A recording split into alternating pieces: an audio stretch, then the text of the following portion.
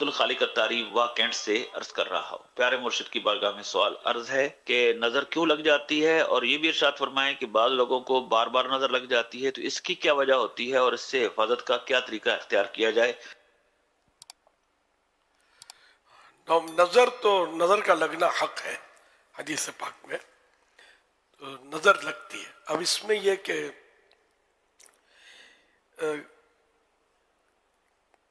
کل ذی نعمت محسود، ایک تو حدیث پاک ہے کہ جس کو کوئی نعمت حاصل ہوتی ہے، صاحب نعمت، وہ حسد کیا جاتا ہے، یہ تو حدیث پاک ہے۔ اچھا، اب نظر لگنے میں اگر کسی کو حاسد کی نظر لگ جائے تو یہ نظر بڑی خطرناک ہوتی ہے۔ چشم زخم حاسد، وہ زخم چشم حاسد، یہ مطلب خطرناک ہوتی ہے، اور اللہ پاک محفوظ رکھے۔ اچھا، انسان کی بھی نظر لگتی ہے، جنات کی بھی لگتی ہے، اچھا اپنی چیز پر اپنی بھی نظر لگتی ہے نا۔ کپڑے عمدہ پہنے اور یوں آئینہ دیکھا تو ذرا یوں لائٹنگ بھی ہے تو یار میں آج تو بڑا خوبصورت لگ رہا ہوں، اب وہ نظر لگنے کا چانس ہے کہ لگ جائے نظر، اور لگ بھی جاتی ہوگی بعض اوقات۔ تو اس لیے وہ اگر اپنی یا دوسرے کی کوئی چیز پسند آئے تو ماشاء اللہ، بارک اللہ، اس طرح کہنے سے نظر جو ہے وہ نہیں لگے گی انشاءاللہ۔ خود نظر سے بچنے کے لیے تو خیر بہت سارے اوراد ہیں، دوسرے کی نظر نہ لگے۔ ایک ورد، ایک طریقہ میں جس پر کوشش کرتا ہوں عمل کرنے کی، وہ یہ بھی ہے کہ آئینے کے سامنے کھڑے ہو کر آئینے میں دیکھتے ہوئے بسم اللہ ما شاء اللہ لا قوت الا باللہ، بسم اللہ ما شاء اللہ لا قوت الا باللہ 11 بار پڑھے، 1 منٹ بھی نہیں لگے گا، یعنی مبالغہ اگر فوراً پڑھا جائے گا۔ تو یہ اگر ہم ڈیلی پڑھیں نا تو انشاءاللہ نظر سے حفاظت ہوگی۔ کسی کی چیز پسند آئے تو اس کو ماشاء اللہ کہیں، بارک اللہ کہیں، اپنی چیز پسند آئے تو بھی یہ کہیں، تب بھی۔ بچے اکثر پرکشش ہوتے ہیں، چھوٹے چھوٹے بچے، تو اس کو نظر جلدی لگتی ہے، اس لیے کہ وہ سب کو اچھے لگتے ہیں، شاید یہ وجہ ہو، سب کو اچھے لگتے ہیں، تعریف کریں گے کہ بہت پیارا بچہ ہے، پھول جیسا بچہ ہے، لیکن ماشاء اللہ کہنے کا ہمارا نہ ذہن ہوتا ہے، ذہن ہو تو توجہ نہیں ہوتی، تو ہم یوں تعریفیں کرتے ہیں، تو یوں بھی نظر ماں کی بھی لگ جاتی ہے، بعض اوقات باپ کی بھی لگ جاتی ہے، چھوٹے بھائی پر بڑے بھائی کی نظر لگ جائے گی، چھوٹی بہن پر بڑی بہن کی نظر لگ جائے گی، اس کے خوبی پر تتلی باتیں کریں گا، ہکلا ہکلا کر بات کرے گا، تو ہمک ہمک کر چلے گا، تو مزہ آتا ہے نا ذرا، تو وہ پیار آتا ہے، تو اس میں پھر وہ ماشاء اللہ یہ کہنے کا ذہن نہیں ہے، ماشاء اللہ جو کہنے کا ذہن ہے، تو ماشاء اللہ بولنے کا، درست بولنے کا ذہن نہیں ہے، درست کون بولتا ہے؟ ماشاء اللہ ماشاء اللہ ماشاء اللہ، واٹ از دس ماشاء اللہ ماشاء اللہ، یہی کر رہے ہیں نا آج کل، یہ تھوڑی ماشاء اللہ صحیح تلفظ ادا کر، انشاءاللہ انشاءاللہ انشاءاللہ آ رہا ہوں میں، واٹ از انشاءاللہ، یہ کیا ہوتا ہے؟ تو انشاءاللہ آئندہ کے لیے کوئی کام تو انشاءاللہ کہنا یہ سنت ہے، کہاں ادا کرتے ہیں، اور جو بیچارے بولتے ہیں تو غلط بول رہے ہوتے ہیں۔ الحمدللہ الحمدللہ الحمدللہ الحمدللہ، طبیعت ہاں الحمدللہ، یہ کیا الحمدللہ؟ سبحان اللہ سبحان اللہ سبحان اللہ، یہ کیا؟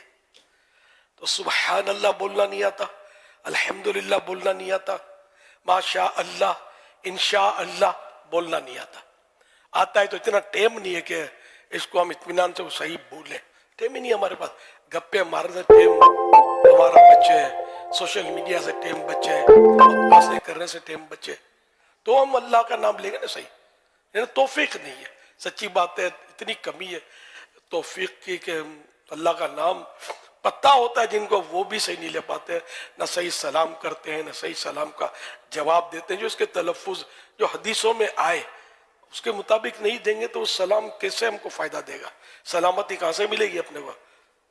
السلام علیکم، السلام علیکم، السلام علیکم، मालेकुम सलाम, वालेकुम सलाम, तो ये सलाम थोड़ी हुए। तो बाकायदा इसके भी तलफ़ुज़ हैं, इसके मखारिज से हुरूफ अदा करने, इसके जो एक मतलब शरीयत ने जो जो मुकर्रर किया तो उसके मुताबिक हमको सलाम भी करना है, ज़िक्रुल्लाह भी करना है। वही तिलावत का हाल है, सूरतुल फातिहा पढ़ेंगे तो अगर 4 आदमी के सामने पढ़ेंगे ना तो कुछ संभल के बंदा पढ़ेगा, यानी उसमें कम गलतियां करेगा। सही तो जिसको अल्लाह तौफीक दे। इसलिए मैं क्या करता हूँ, जो कुरान करीम का कारी है ना, मैं उस पर रश्क करता हूँ कि यार ये बंदा है कि जिसको कुरान पढ़ना आता है। वरना यकीन मानने कि अगर मैं कहूँ ना कि 1000 में से 999 विकेटें गिरी पड़ी हैं तो हो सकता है कि चले, मेरे समझ में नहीं आएगा आपको, यार ये क्या हमको आता नहीं है। ये तो किसी कारी साहब के सामने आप जानू तलम्मुस तय करेंगे और उसको सुनाएंगे तो पता चलेगा ना आपको कुरान आता है कि नहीं आता। अरे भाई आऊज़ो नहीं आती, बिस्मिल्लाह पढ़ना आपको आती नहीं है, क्या बातें करते हो कि हम बचपन से पढ़ते हैं। हालत तो यही ना, बचपन से पढ़ रहे हैं लेकिन पढ़ना नहीं आता। और गुस्सा आ जाए अगर कोई बोले कि आप गलत पढ़ते हैं तो लड़ाई हो जाए, ये कैसी बात करते हो यार, बचपन से पढ़ते हैं। तो इसलिए गुस्सा करने के बजाय किसी पर, अपने नफ्स पर गुस्सा करे कि नफ्स ने बेवकूफ़ बना रखा है, शैतान ने बावला कर दिया है, खुश फहमी में मुब्तला कर दिया कि मुझे सब कुछ आता है। अरे आपको कुछ भी नहीं आता है।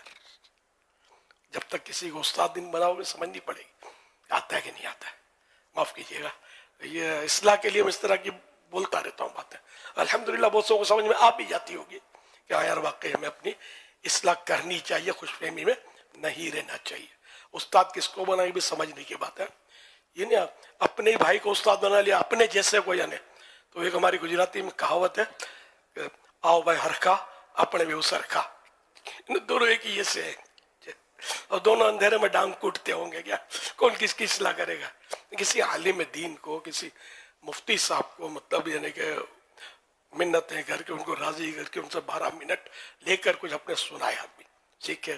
कुरान दुरुस्त करना चाहिए। कारी साहब, कारी साहिब हो, खाली डंडी वाले काफ का कारी साहब नहीं हो, कारी साहिब, कारी हो कुरान का कारी, तो वो दुरुस्त करेगा, आपकी गलतियां बताएंगे। खैर अपने यहाँ तो माशाल्लाह निज़ाम बना हुआ है और इमामत कोर्स भी करवाए जाते हैं और टेस्ट भी लिए जाते हैं।